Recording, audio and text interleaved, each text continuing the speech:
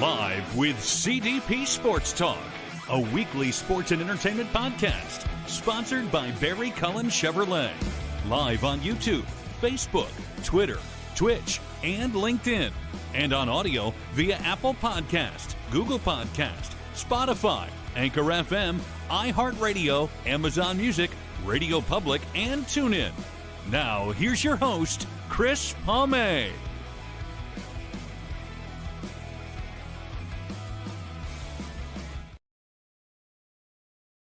Good evening, everybody. Welcome to Season 12, Episode 17, overall 622 of Live with CDP Sports and Entertainment Talk Show, brought to you by Barry Cullen Chevrolet Dealership, located at 905 Woodlawn Road West in the Guelph Auto Mall. Check out their website, barrycullen.com, for the newest selection of new and pre-owned GM vehicles, along with their great selection of all-electric vehicles and Cadillac vehicles as well. You can call the dealership, 519-824-0210. Tell them Chris Palme sent you. Or you can email them at info@barrycullen.com. Barry Cullen Chevrolet Dealership has been family-run and operated here in the city of Guelph since 1969. I hope everyone is doing well on this. I can't believe it's already, what is it today? Tuesday, November 25th, 2025. And I'm excited to have a guest on. He's a friend of mine, friend of the show's, and this is his, I believe, fourth or fifth appearance on our show. I actually met him at the KeyBank Center a year ago in Buffalo. He knows the National Lacrosse League as well as anyone. He loves the game of lacrosse, indoor lacrosse as well. His name is Adam Levi. He's an national NLL or National Lacrosse League media and insider as well. And before we bring him on, I want to try one of my little new special effects on here, courtesy of StreamYard. And here we go. Adam, how are you? Just for you. Thank you. Those sounded like jazz drums to me, and living in New York City, love the jazz scene here. We try and go to some shows. I love those new sound effects. So thank you for having me on. And I do hope to see you in person again one day soon. And it's always great coming on the program. I'm a fan of yours and really, really happy to talk NLL action. Well, and it was because of John Gerkler 4 years ago that really piqued my interest in the game, and he was kind enough to set me up with a Bandits Media Pass, and I'm really excited. This is a great time to have you on because, the National Lacrosse League is back for the 2025-2026 season starting this weekend as well.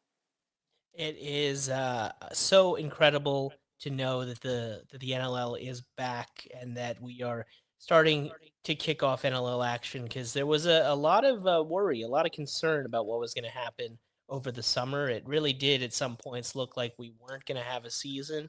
And thankfully, the owners and the league and the NLLPA came to an agreement on a new collective bargaining agreement, worked out all of these important details that most of us don't think about on the everyday, but are so important to making this league function and successful. And thankfully, they came to an agreement where it sounds like both sides are at least kind of happy with where they ended up, at least in terms of negotiating and getting a little bit on both sides. So really excited to have NLL action back, and I think it's going to be a fantastic weekend. We've got some really good games to kick off the season. Before we get to that, the CBA, do you know any of the details of it? Is it a long-term one, or is it kind of a short-term one for now between the players and the owners? Well, it's a 5-year deal with an opt-out, I believe, after the 4th year.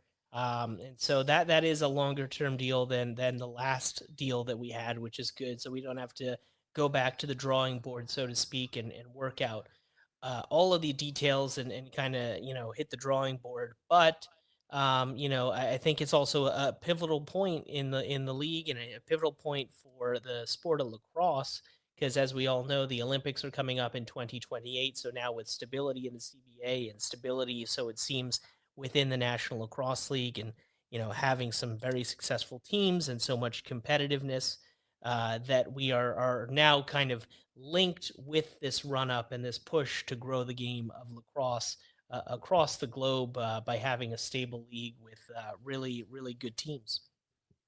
Salary cap, Adam, is it going up or is it remaining the same for all the teams? It will be going up steadily over the next several years, or next few years, I should say, as part of the CBA agreement. Oh, by the way, I want to wish you and your family a happy U.S. Thanksgiving Day, which is coming up in Thursday. Ours was in October here in Canada, so this is a great weekend having your holiday on Thursday, Black Friday on Friday, and then we've got lacrosse starting on Saturday. Yeah, I mean, Saturday is a special day for my wife and I. It's actually the day that we met, November 29th. And so we'll be 7 years on Saturday. So that's very exciting stuff. But yeah, Happy anniversary. thank you, thank you. And so it's an exciting time. The NLL season is kicking off. It's nice to see things kicking off in November now. It used to be December, and then even before that, it used to be January. So as we've got more games and the season is expanding, we have more months with lacrosse in it. So that's fantastic. But yeah, it's going to be it's great, and thank you for the well wishes on Thanksgiving. I know, having lived in Canada for 8 years, we were celebrating both when we lived in Canada. Now we only do the one in November. We've got the big Thanksgiving Day parade that happens here in New York City. Preston loves his big balloons. What's your favorite food in Thanksgiving? I'm a big, if it's done right, I'm a big creamed corn guy. This might be a hot take. I think stuffing is overrated. But I'm a big cream corn guy. I do the light meat, not the dark meat. Cranberry sauce, light on the gravy. I'm also not a huge sauce guy, which differs from my wife. She loves sauce. You should see when we get a McDonald's order, she'll get like 6 packets of mayo for like a medium fries. It's pretty remarkable. But yeah, so that's pretty much my go-to there for Thanksgiving. Maybe get some Brussels sprouts going, some roasted Brussels sprouts as well, sweet potatoes.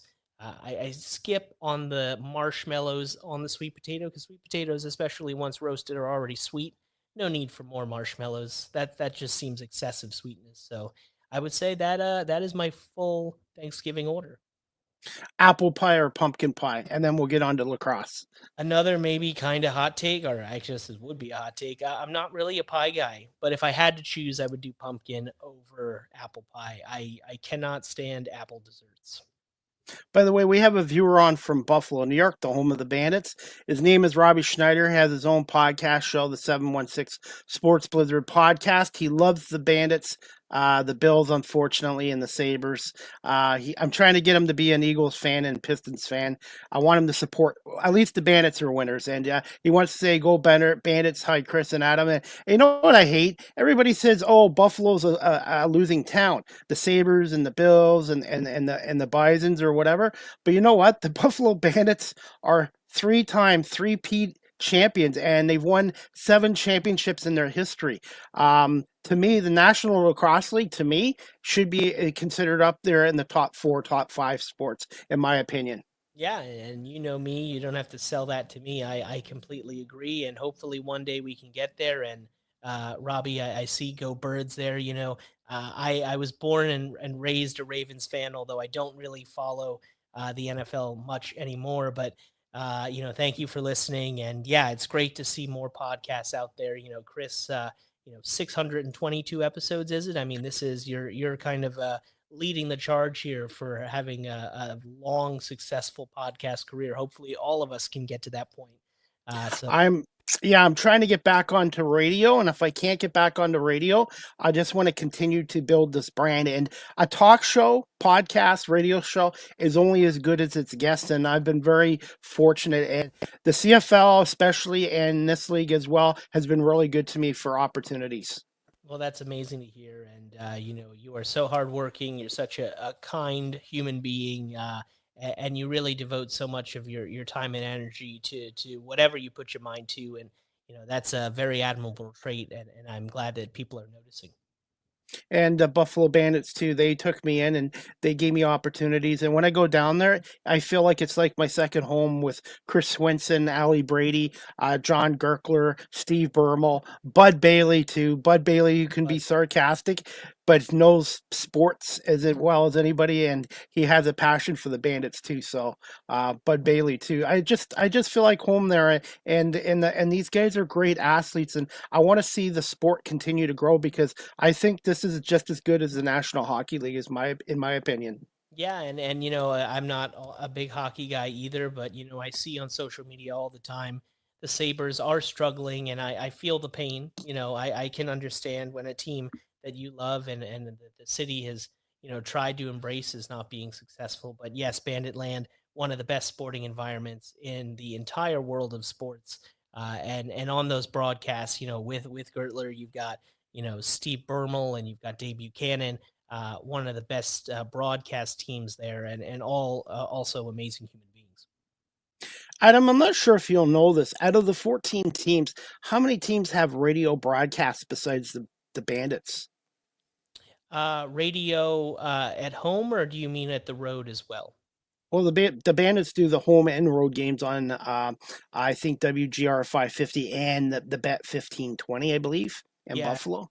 the Rush have done road broadcasts as well. Cody Jansen has been on the road plenty. I don't know offhand who else does radio broadcasts, although I believe the Vancouver Warriors they might have their audio on radio, but I'm not sure about that. But that would be a great question for someone in the media broadcast space. Absolutely. Now, as for the TV deal, obviously TSN is back with the National Lacrosse League, which is definitely a big bonus.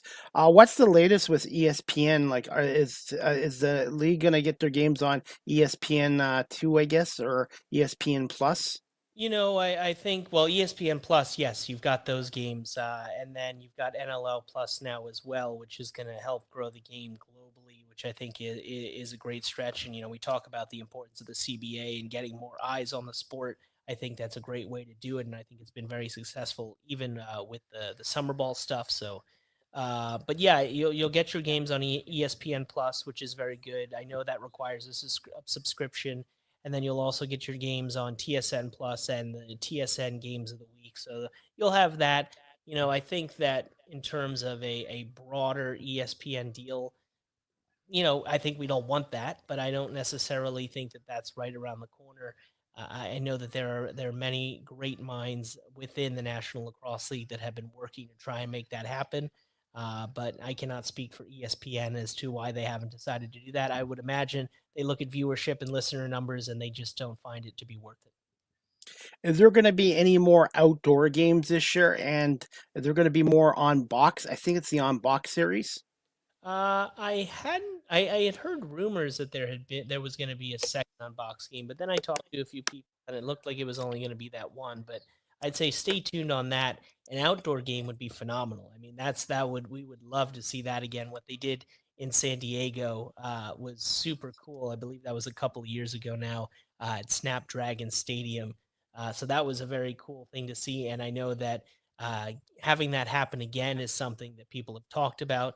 There are so many incredible stadiums and markets where that could be a huge success. So, I'd say here's hoping that that happens again because it's a really cool thing when it happens, and I think that when you play it within the box, you can still get that exciting atmosphere because you are contained within the boards to get that physicality and the speed and the energy that you would in a normal stadium. Unfortunately, I think it would go well in Buffalo, but with their kind of weather, I don't think it would be. I don't think the guys would want to be outside in these temperatures. But I could see it at Highmark Stadium where they could draw probably 30, 40,000 fans to see the Bandits play. I mean, a snowball would be phenomenal. Let's get that back. I think that would be super cool. So I know that people who have much more power than I do to make the big decisions have definitely been talking about it and talking about ideas of how to do new and interesting things to captivate not only the current audience but new audiences as well. And I know that that is something that has been one of the many discussions that has been had, over the last couple of years since the initial outdoor game.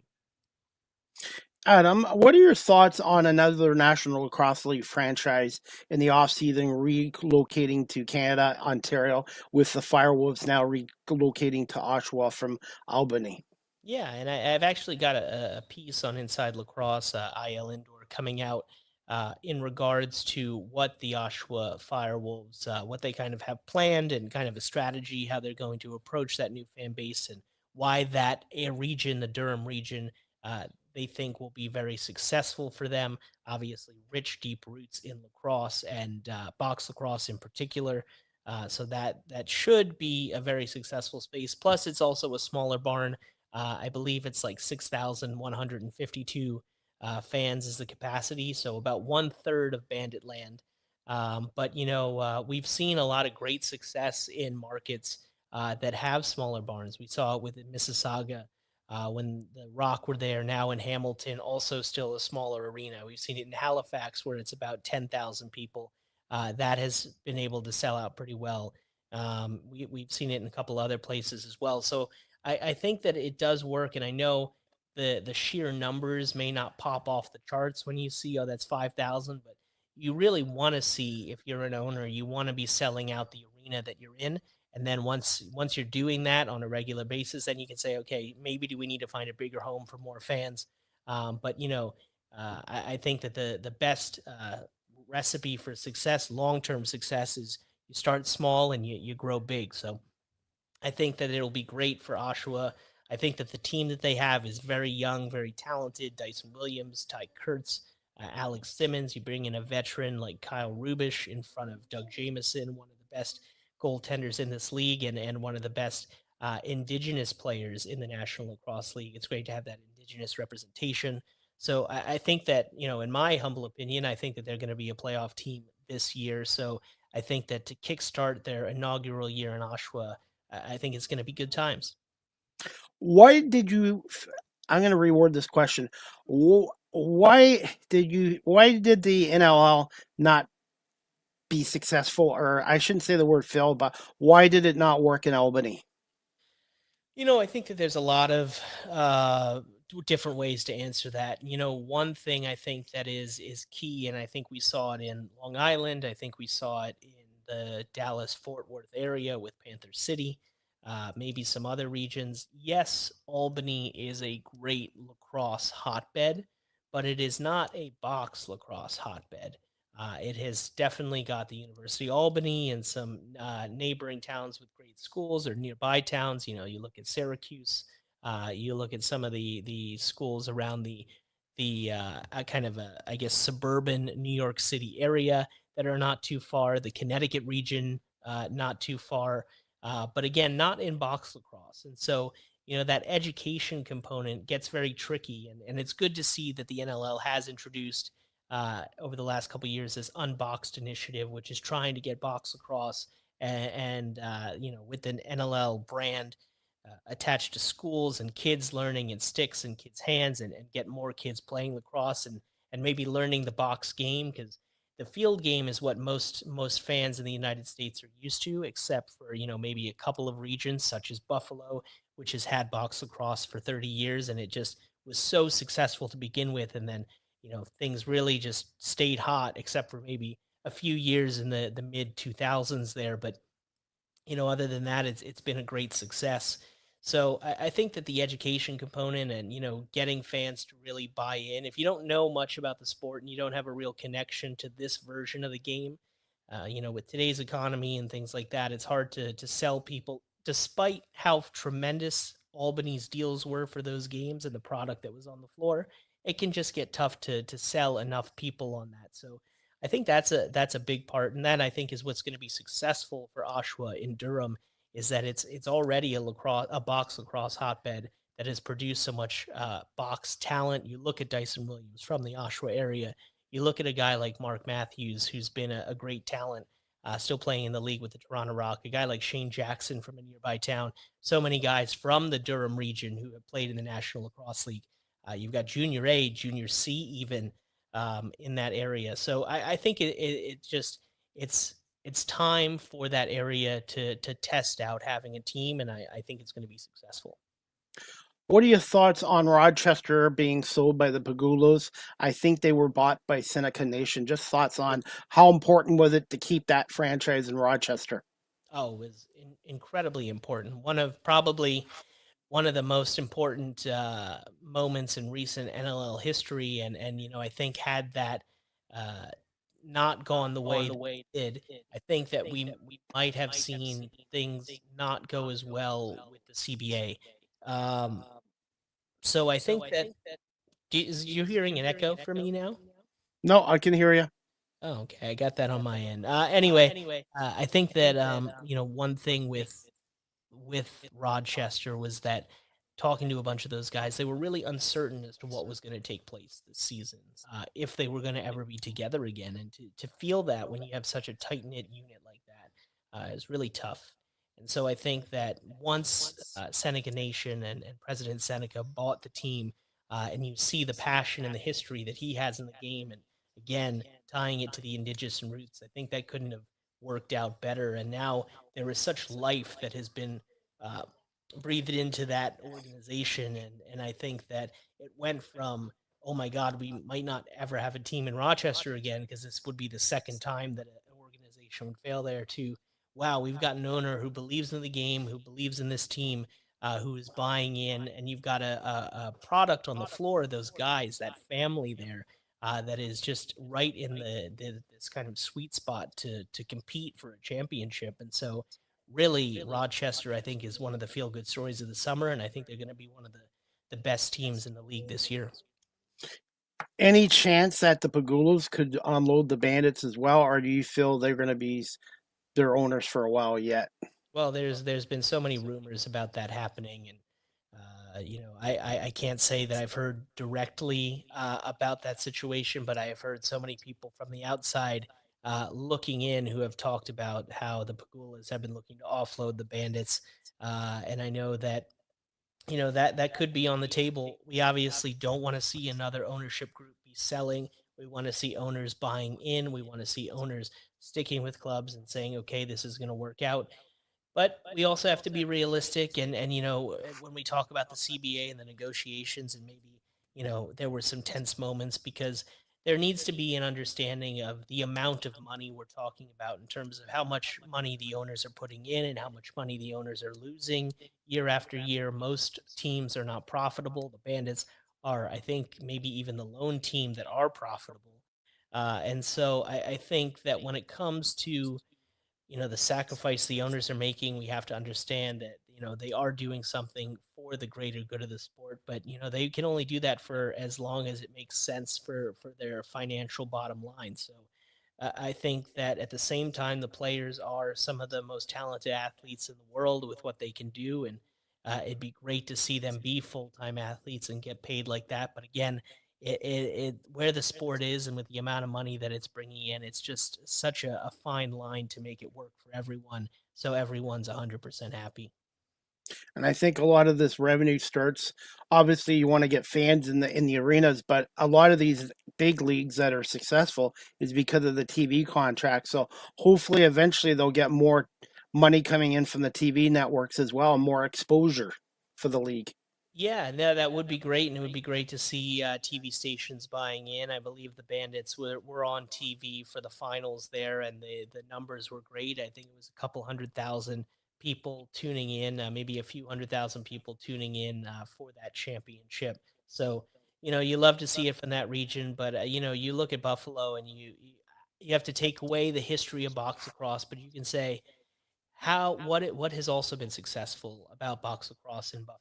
Is it the blue collar hardworking people that are devoted to sports in a different way than maybe some other areas are? What are some of the key factors that makes box lacrosse a success in Buffalo, and then try and replicate that in other places? Comes down to marketing and getting corporate sponsorships. And Mm. I honestly, I want to see this league grow. It kind of reminds me of the CFL. It's a great product, and people like watching it on TV. It's a matter of getting more people out to the stadiums and getting more money from the TV networks. And I want to see the NLL grow. I got to ask you this too, since we're got a few more minutes, Adam. Thoughts overall on another team relocating to Canada? There's 14 teams in the league right now, 7-7. Do you feel this league is going to head into the right direction? And do you feel expansion is a possibility in the next 2-3 years, maybe? I do think it's a possibility. I think if I've been asked this previously. I think that based on all my answers so far in our conversation, I think that really being solid with the teams that we have and making sure every one of those teams doesn't have to relocate or that we don't lose any more franchises or at risk of losing franchises. I think that getting that stability should be the primary focus, and then we should ride that for a few years before testing out a new market. Because once you do that, you're jumping again into this unknown world, especially if it's in a market that has not had box lacrosse previously. Now, one of the markets you mentioned, Canada, and one of the markets that has had box lacrosse previously, albeit for a very short time, is Montreal. Montreal has also had an unboxed game, so that is a team that is a city, excuse me, that has been rumored to maybe be getting a team in the next few years. I know actually the Firewolves, I think, were connected to the Montreal Laval area. When it was looking like they were going to relocate. So, I think that could be up there, but there might be other U.S. cities. There's others that have been talked about that could be on the I guess the horizon in terms of expansion. But I think that right now you got to look at the markets that are primed for box lacrosse, that have box lacrosse roots. And I know this isn't great news for U.S. fans, but that's a lot of Canadian cities. And so looking there, while it might not be great for the present for U.S. Box lacrosse, it's great for the health and future of the National Lacrosse League. So when teams move up north, it's great for the country, it's great for the league, and it's I think it just is great for long term success. But again, I'm not the commissioner, and I don't get paid the big bucks to make those decisions. So what do I know really? What are your thoughts on Brett Fruit? And where would you like to see this league head towards going into the future? I like Brett. I do. I think he's a very smart guy. I think he has a great background. I think that he knows how much work he has ahead of him, and I think him and I want to shout out Kurt Hunzinger, who has done a great job in kind of marketing and sponsorships and getting things. And again, I know that people will maybe say, well, why didn't we get this big company or that big company? Again, we sometimes have to be realistic about where the NLL is, and what kind of companies and sponsorships you can get with the types of numbers that the league has. So we just have to be realistic on that, and I think that they're both doing a really good job. I think that in terms of changing some of the rules, I think that working out some of the teams. I know that the Commissioner Fruit was doing a great job working with the Rochester Nighthawks and being very proactive about the CBA. And even though it didn't work out, Panther City being very proactive in that. So he is very hands-on behind the scenes. There are some people who want him to have more of a media presence and be seen a little bit more, but he's really working hard behind the scenes. And I think that a commissioner that has a connection to the sport and is also working hard, it's hard to knock someone too much for that. Hey, Adam, do you have time for two more questions? I do. I do. It's Okay, very good that Preston's just enjoying his Peppa Pig on the bed over there. So that's perfect. We'll have to get his predictions too. Just quick thoughts on the Buffalo Bandits three-peat as National Lacrosse League champions. And do you feel this team, the core, is capable of going for one more run to the NL finals? so I think that you can't ever write off the Buffalo Bandits, especially right now. I think that they've proven time and time and time again, being the three-time champions now in a row, that they should always be in the conversation. Now, do I think that they will make it there? I know that this might upset your audience a little bit, but Bandit Land has always been coming after me for some of my tweets and some of the stuff that I put out. Although I would also like to say I put out a lot of positive Buffalo Bandits content. We can't forget that, but that sometimes gets overshadowed by the maybe more critical or realistic stuff. But I do not have the Bandits in the finals this year. You will see my full predictions for the playoffs on Inside Lacrosse. I know my colleague and good friend Steven Stamper and our newest member Dawson Nielsen. We have our predictions for the playoffs coming out, but I do not have the Bandits in the finals just now. And it's not necessarily because of the absence of Chris Cloutier and Chase Fraser. It's more that I like to be a realist slash I've always been a pessimist where, at some point the good time has to end. And this has been such a fantastic time, really an out of otherworldly experience for both box lacrosse and the sports world. And winning 4 championships in any league is one of the most challenging things to do with Matt Vince at 42 years old and with Paul Dawson, who's a year older, Steve Priola, who's another year older. You do make some considerable changes on offense. Of course, still keeping Dane and Josh, the two biggest pieces on offense. But with age and with the amount of time that these guys have played summer ball, these guys have played in championship runs, and just the wear and tear, and then also the hyper competitiveness of this league and some of these other teams that maybe haven't been in that championship conversation now joining it this year. I think that it's going to be very tough for them to get back there. So I don't have them in the finals, but again, I wouldn't be surprised if they were to win it all again. Before I let you go, Adam, which teams do you think could challenge Buffalo? And do you see any teams maybe taking a step backwards this year?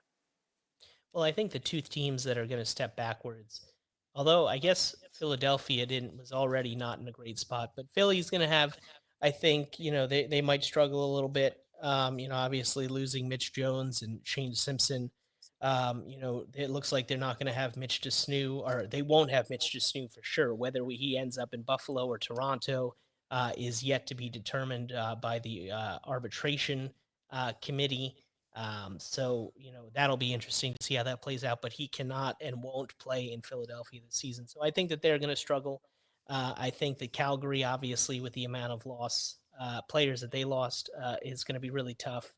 I think Rochester is going to be one of the, as I said earlier, one of the best stories of the year. I think adding a guy like Zed Williams and keeping all their big pieces is huge. And another team, I think Toronto is going to be very, very talented. I know they've got two young draft picks from this year in Connor Kirsten, Owen Hiltz. Hiltz has been phenomenal during the preseason. CJ Kirst is CJ Kirst. But they've got Mark Matthews back as well, Nick Rose back. And I think that those guys are just poised to do something really good. So I think they'll be back in the playoffs. I think Oshawa is going to be in the playoffs. At Vancouver, phenomenal. So it's going to be a really exciting playoff race. And I think so many of those teams, Saskatchewan, all of those teams that I just mentioned, I think are going to challenge Buffalo and make it extremely difficult for them to be champions again. And The Rock will be back in Hamilton at the newly renovated TD. I guess they call it now the TD Coliseum. So I'm hoping they have a new scoreboard up. They've already had some new concerts in there, but they haven't put up a new scoreboard, but I'm assuming they will. It looks like the press box is still going to be up on that freaking roof. It didn't look like they lowered the press box because I don't like walking up the catwalk there. Mm-hmm. But it was $300 million, so it'll be nice to see The Rock back in Hamilton this year too. Yeah, and now Buffalo Bandits fans recently, Elijah Gash signed that 5-year deal with the Toronto Rock. Obviously, we know his history with the Buffalo Bandits and that knockout of Zach Belter. Now that we know that he's going to be a member of the Rock for the next 5 seasons, that means that Buffalo fans can pencil in that they're going to hate him for the next 5 seasons. So that is kind of an interesting continuation of a rivalry there. And Robbie has one more comment before we wrap it up, Adam. He just wants to say, looking forward to the opening game and another banner raising ceremony at the Key Bank Center. Go Bandits! Yes, and I will say, and Robbie, thank you so much for bringing Banner Night up because, I'm a huge fan of Coach Ed Como, and what he does with the Georgia Swarm. But they've had a lot of change as well, and yes, they have a lot of great young talent on both sides of the ball, but a really young defense. Brett Dobson still between the pipes. But because they have so many young pieces and a lot of their veteran guys, or a handful of veteran guys, are not going to be there this season, Jeremy Thompson. I know Miles Thompson hasn't played much, but Jeremy Thompson, not at the faceoff X. You're not going to have Joey Capito. You're not going to have John Rannigan, who is now retired. So I think that they might be a team that takes a step back, despite the amount of first round talent they have in recent drafts, because I think they're just young and they might not have the experience to beat a lot of the teams that we've talked about already. But I think that they're going to be an interesting case to watch. And the same could be said for Calgary. So many, one of the youngest teams in the league, if not the youngest team at this point, but so much young talent. So even the teams that might not be competing for the championship, you'll want to watch all of those games because there is just so much young, raw talent that is going to be very competitive in the years to come. And Robbie just says, I think a lot of teams are going to be very different this season in the National Lacrosse League. 100%. Robbie's got it right on the nose. And that's what I like about John Tavares. It's what you did in the past doesn't mean you're going to do it in the future. This is a different year, and you're no longer the champions. You're the champions last year. And I think if any team, any franchise has a chance to four-peat, I think the Bandits do, because I think John Tavares is one of the best coaches in lacrosse. Obviously, he's a legend, but I think if any team can do it, Buffalo has as good a chance as anybody, I think. And they have the I guess second coming of John Tavares in Dean Smith, plus Josh Byrne, plus the greatest goaltender of all time in Matt Vince, plus one of the greatest captains of all time in Steve Priolo. So I think again you're spot on there. They've got the pieces. Can they make it happen?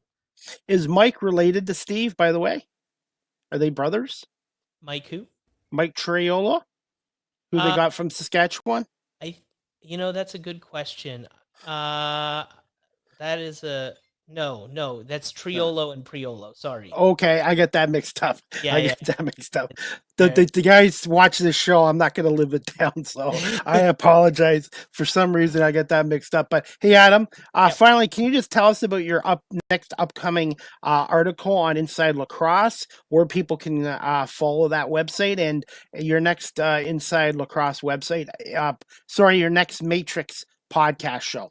Of course, yeah. So next Inside Lacrosse article, Stamper, Dawson, and I have been working on some preview content, so that'll be popping up over the next few days. Really interesting stuff.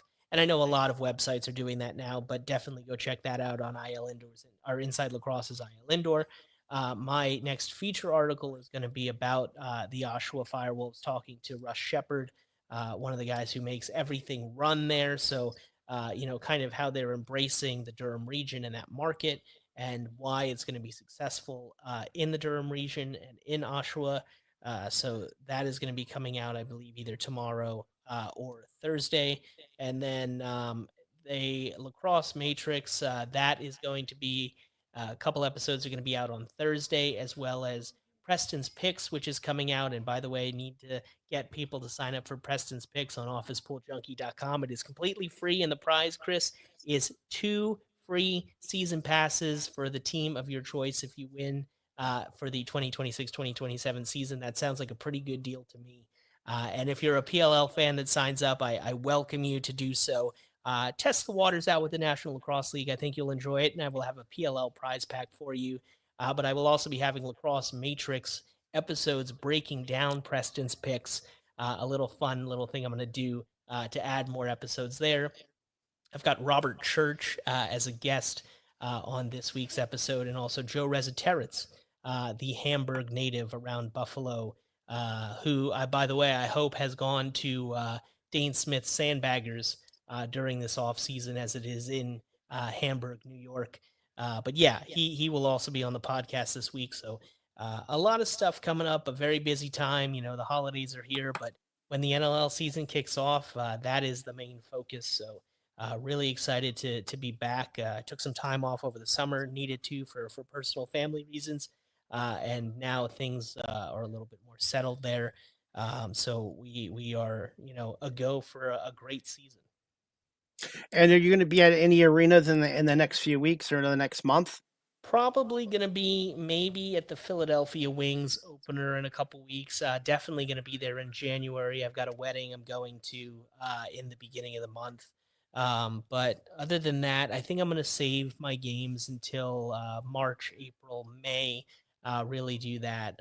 Also, it's great to travel to arenas, but spending time with my wife, spending time with Preston. Also, both of our older kids live in Vancouver, Canada, where we were living previously, and so kind of saving up to go see them is definitely the priority. Finally, Adam, where can our audience follow you on social media? Yeah, you can follow me on at Adam Levy LAX on X/Twitter. I'll always call it Twitter, but people always come at me. I don't say X, but yeah, you can follow me there, and then Adam underscore Levy underscore LAX on Instagram, and then a cool new project I've started, more of my other hobby, which is food and drink. It's at the Bite Lines on Instagram, and I'm incorporating lacrosse content into that. Some really interesting food related stuff there, so that's been really fun. So go check that out at the Bite Lines as well. It sounds like Preston is having a great time in the background. I don't know if you can hear that, but Yeah, it is. that's okay. Yeah, but yeah, so that's where you can find me, and of course, Lacrosse Matrix is on Spotify, so go follow that if you don't already, and then Inside Lacrosse. So it's it is. I have to say it's sad to not have places like Lacrosse Culture Daily anymore. I used to write for them. Jonathan Donville worked his butt off to make that a success. But when we talk about the commitments that these guys have, he can only do so much as a one-man machine. Living his life and being a lacrosse star and running a media empire. So I think it's good to be with Inside Lacrosse and happy to have the team that I have. Love working with Stamper. Great to have Dawson there. So never miss any of the content that we put out there. Well, Adam, I want to say thank you so much. I apologize for keeping you over 30 minutes. So thank you so much for coming on tonight, and continued success. And hopefully one day we'll see each other again in the arena, wherever it is. I'm really excited about this season, and say hi to Preston for me. And I can't wait to see his picks, and want to wish you and your family a happy Thanksgiving and a happy holidays. Merry Christmas. And you have an open invite to come back on my show again in the future. Yeah. Okay. I do have to go. Preston needs me. However, Preston's picks will also be on X and Twitter. Chris, happy holidays to you. Enjoy this time. Enjoy the NLL season. It's going to be fantastic. Thank you so much again. I really appreciate it. Thank you so much, Adam. Have a good night. Say hi to Preston. I will. All right, everyone, that wraps up season 12, episode 17, overall 622 of Live with CDP Sports and Entertainment Talk Show, brought to you by Barry Cullen Chevrolet Dealership here in Guelph. And I want to say thank you to my guest, Adam Levy, a National Lacrosse League media member and insider, for coming on here. And he knows the National Lacrosse League indoor lacrosse as well as anybody. And before we wrap up this show, guys, the next Live with CDP Sports and Entertainment Talk Show, again, sponsored and brought to you by BarryCullen.com. It's going to take place on Wednesday, November 26th at 7 p.m. Eastern with special guest and a friend of mine from the Canadian Baseball Hall of Fame, Paul Beichel. He is a Toronto Blue Jays super fan with over 13,000 items of Blue Jays memorabilia.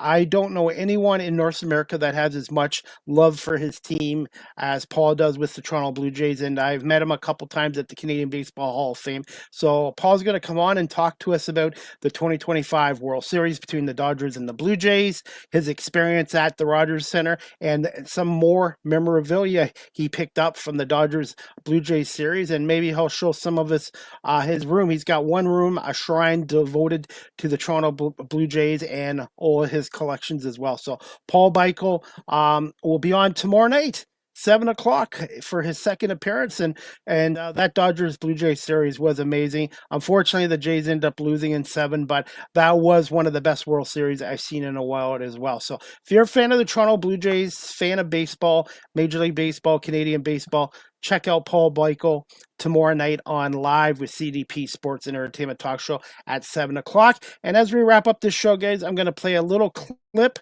from last year's NLL finals. The run between the Bandits run to another championship, since the Bandits season is going to start Saturday, November 29th, 7:30, Georgia Swarm take on the Buffalo Bandits. Banner raising night at KeyBank Center, their third straight championship, 7th banner in the NLL history. And we're going to play that clip right now, courtesy of the Buffalo Bandits YouTube channel. Make sure you subscribe. And this is just a little 2-minute video clip of their run to another championship. The quarterfinals of the National Lacrosse League. What a slugfest we've had. Hard physical play. 1/10 of a second on the clock as that ball crosses the goal line. Game number 1 of the National Lacrosse League semifinals. Ian McKay scores! Feels like a bit of a dagger by the Bandits. Buffalo with their second playoff victory. Game 2 of the NLL semifinals. Ian McKay stays hot with another. What a save! Matt Finn, his best of the night. Between the legs, no eating. Chase Fraser, you're a sicko. And the Buffalo Bandits are headed to their 5th straight NLL final. It's game 1 of the finals. Bandits, crush. Danica, backdoor cut. You can't in. And we're tied. Third scored. And Bandits to their feet. From the clouds, Ian McKay. Oh, what a save. Sliding post to post. Fraser with an esteemed score. Bandits, 3-0. And the Bandits in game 1. Welcome to Saskatoon, Saskatchewan. Underway, game 2. These two heavyweights are exchanging blow for blow. Scanlon scores! Fraser, shot score! Had him dancing from here to Chippewa Street. We're going back to Buffalo. Game 3. Winner takes all. What an incredible atmosphere. First score! Bird defies gravity, takes flight. Good game. He's got goal. Blue Jays score! McKay scores! Buffalo's rolling. Listen to this crowd. Fraser, one-handed behind the back. Bandits are bowling downhill right now. A 7-goal run.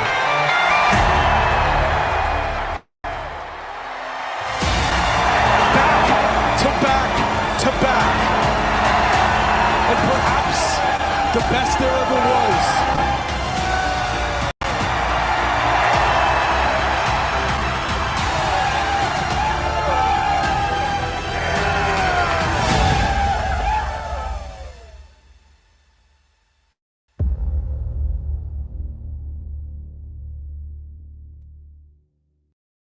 That clip was courtesy of the Buffalo Bandits YouTube channel. Make sure you subscribe and like and share. And yeah, it's going to be an exciting home opener for the Buffalo Bandits on Saturday night, November 29th, 7:30, Georgia Swarm, Buffalo Bandits. It's banner raising night at KeyBank Center. You can get your tickets if there's any left. It might be sold out, I would assume. You can go to bandits.com, and get your tickets through bandits.com. And looking forward to it. And the game will be on, I think, the CW23 network in Buffalo, and John Gerkler and Steve Bermal and Dave Buchanan will have the call on radio, I believe, on 1520 The Bet in Buffalo as well. So Bandits, Georgia Swarm, opening night, banner raising ceremony in Buffalo, and they love their Bandits in Buffalo. And it's going to be interesting to see how the Bandits do this year without a couple of key members, losing Chris Kluche and Chase Fraser, both to the Las Vegas Desert Dogs. And a few years ago, they lost Connor Fields as well. But the Bandits have most of their core in place, but Chris Kluche and Chase Fraser were key components of that as well. But it is a business too, and those two two guys will help the Vegas Desert Dogs out as well. So I'm looking forward to this Georgia at Buffalo Saturday night, 7:30 KeyBank Center. Get your tickets, buffalobandits.com. And if not, you can watch the game on NLL Plus or TSN Plus as well. And John Gerkler, Steve Bermel, and Dave Buchanan with the call. So anyways, as we wrap up this show, guys, check out a Chevy boat. It's coming back with a refreshed design. Meet the 2027 Chevrolet Bolt. Anticipated availability early 2026. More details at Barry Cullen Chevrolet dealership located at 905 Woodlawn Road West in the Guelph Auto Mall, or check out their website barrycullen.com, and make sure you pop by Barry Cullen Chevrolet this Friday for their Black Friday event.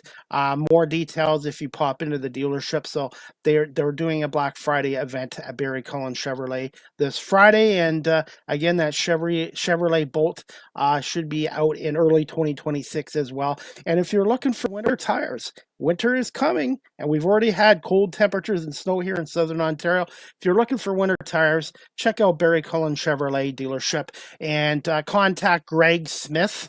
Greg Smith, who's a service consultant at Barry Cullen Chevrolet. He's a good guy, good customer service. He knows the products. He can help you out with winter tires. So Greg Smith at Barry Cullen Chevrolet dealership, service consultant. You can call them again at 519-824-0210 and ask for the service department and Greg Smith specifically. He does a really great job there as well. And as we wrap up this show, guys, Christmas is coming. Would you like to get, if you'd like, I'm going to reward this. With Christmas and the holidays coming, how about getting a personalized video message from yours truly, CDP? I am now on Cameo. Go to cameo.com, type in Chris Palme. I do happy birthday, happy anniversaries, Merry Christmas, happy holidays. If you want to ask me questions about my talk show, some of my favorite interviews or sports memorabilia, book a Cameo through cameo.com/Chris Palme. You can follow me on Blue Sky Social, which is like Twitter used to be. Blue Sky Social at Live with CDP19 on Blue Sky Social. If you're looking to adopt a pet, check out the Cambridge and District Humane Society, located at 1650 Dunbar Road in Cambridge, Ontario. Telephone number 519-623-7722, extension 0, or visit their website, CambridgeHumaneSociety.org. All the animals and pets that are up for adoption, their website is CambridgeHumaneSociety.org. And let's get Pebbles adopted. Pebbles is one of my favorites down there. She's been down there for 5 months. She's a fun-loving, good dog, and hopefully we can get Pebbles and Christopher and Chloe adopted. So please check out their profiles and information on CambridgeHumaneSociety.org. And also, by the way, I am selling 2026 Cambridge Humane Society calendars for $10. The money goes to the programs at the Cambridge District Humane Society. So if you're looking for a Christmas gift, a stocking stuffer, or even a birthday gift, $10. Where can you get a calendar for $10 these days? And there's a lot of great dog pictures and cat pictures in there. So you can email me at cpalme19@gmail.com or DM me on social media if you would like to buy a Cambridge District Humane Society calendar. And if you're in Cambridge, they're also available at Cipriana's Pizzeria at 22 Queen Street East in Cambridge. If you'd like to buy one, there are some calendars there as well. And they do have delicious homemade pizza and lasagna, homemade soup and chili. They have great food there. So check out Cipriana's Pizzeria at 22 Queen Street East in Cambridge. Their website is ciprianaspizzeria.ca. Finally, guys, Live with CDP Sports and Entertainment Talk Show is live streamed again on YouTube, Facebook, Twitter, X, Twitch, LinkedIn, and now available on Instagram. You can follow my website at beacons.ai/Chris D. Palme. Again, Live with CDP Sports and Entertainment Talk Show is brought to you by Barry Cullen Chevrolet dealership at 905 Woodlawn Road West in the Guelph Auto Mall. Check out barrycullen.com for the newest selection of new and pre-owned GM vehicles, along with their great selection of all-electric vehicles and Cadillac products as well. You can call them at 519-824-0210 or email them at info@barrycullen.com. You can follow this content creator on TikTok at Chris Palme. StreamYard is the official live stream provider of Live with CDP Sports and Entertainment Talk Show. If you're into webinars or podcasting, check out StreamYard.com. They have basic free plans, paid professional plans like I have, or if you're a business that does a lot of webinars, go to StreamYard.com and contact their sales department for pricing as well. And I've been with StreamYard now for 5 years, and I give them a big thumbs up. Finally, guys, Live with CDP Sports and Entertainment Talk Show. The audio version is on these platforms: iHeartRadio, Amazon Music, Spotify for podcasters, Apple Podcasts, Breaker, Pocket Cast, Spotify, Castbox, LinkedIn, Pandora, TuneIn, YouTube Music, and Good Pods. Remember to subscribe, like, and share. Finally, guys, you can email the show Live with CDP Sports and Entertainment Talk Show at cpame19@gmail.com. Any comments, questions, suggestions would be greatly appreciated. And if you also like my media work, I'm on PayPal. If you'd like to contribute to my YouTube channel or my talk show, you can PayPal me at cpame19@gmail.com, or again, book a cameo through my profile on cameo.com/Chris Pame. Finally, guys, you can follow me on Facebook, Twitter, X, Instagram, Threads, LinkedIn, Blue Sky, everywhere except Snapchat. And remember to subscribe to my YouTube channel, Live with CDP Talk Show, Chris Pame on YouTube. Make sure you subscribe, like, and share as well. And that is about it for tonight, guys. I want to say thank you again to my guest, Adam Levi, a National Lacrosse League media personality and insider, for coming on here tonight. And I will be back tomorrow night at 7 o'clock with my special guest, Paul Byko, a Toronto Blue Jays super fan with over 13,000 items of Blue Jays memorabilia. And hopefully he'll have some more to show us and talk some baseball with Paul as well. And also check out the Canadian Baseball Hall of Fame. Go to baseballhalloffame.ca or check out their social media sites, the Canadian Baseball Hall of Fame in St. Mary's, Ontario. And a shout out to Scott Crawford. This week it was his birthday, so happy birthday to Scott Crawford, who is the Director of Operations for the Baseball Hall of Fame as well. And the Detroit Pistons, 13 wins in a row 2 years ago. I had to suffer through 28 straight losses in one of the worst seasons in Pistons in basketball history. And now the Pistons are 15-2, first in the East, second in the NBA, and they've won 13 in a row. And the last two times the Pistons franchise has won 13 in a row, 1990, the Bad Boys won back-to-back NBA titles. And then 2004, they won 13 in a row. The Going to Work Pistons, led by Chauncey Billups and Rasheed Wallace and Ben Wallace, won a world championship. So can the Pistons, for the third time in the franchise history, win a championship, winning 13 in a row? Pistons are back in action tomorrow night, taking on the Boston Celtics in Boston. So that's going to be a tough game, and hopefully they can break the franchise record with a 14th win in a row as well. So the Pistons doing awesome. The Red Wings, they're playing okay, but they're inconsistent. They lost 4-3 last night to New Jersey. The Wings, they play good for a couple games and then they struggle. Last night they outplayed New Jersey, but they didn't get the goaltending. So, and as for the Detroit Lions, they're 7-4 after their win against the Giants. But I would say out of all the Detroit teams right now, and I'm not being biased, I think the Detroit Pistons have the best chance out of all those four teams to win a championship in Detroit. There's only one team right now in the NBA I fear more than the Pistons, would be Oklahoma. Oklahoma, I believe, is 17-1 right now.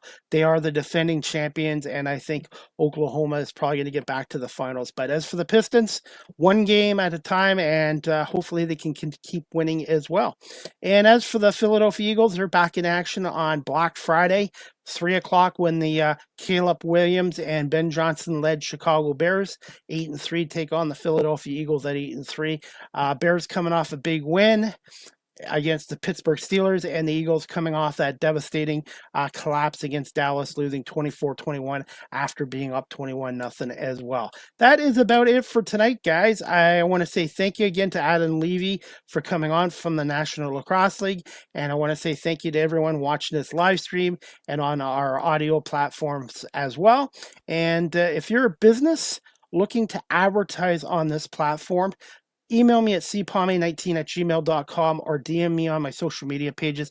I would love to work with your business and advertising your products on here as well. And I have over 70 countries in the world listening to this show, and I have over 570,000 views on YouTube. So, and I'm on 21 platforms. So if you're interested in getting your show, your business advertised here, please contact me through DM or my email address, which I just mentioned. I hope everybody has a great night, and we'll see you back here tomorrow night at 7 o'clock with Paul Beischko talking Toronto Blue Jays, LA Dodgers, and some of his many thousands of Blue Jays memorabilia as well. So have a good night, everybody, and thanks again for watching and listening to this show, brought to you by Barry Cullen Chevrolet here in Guelph. Good night, everybody.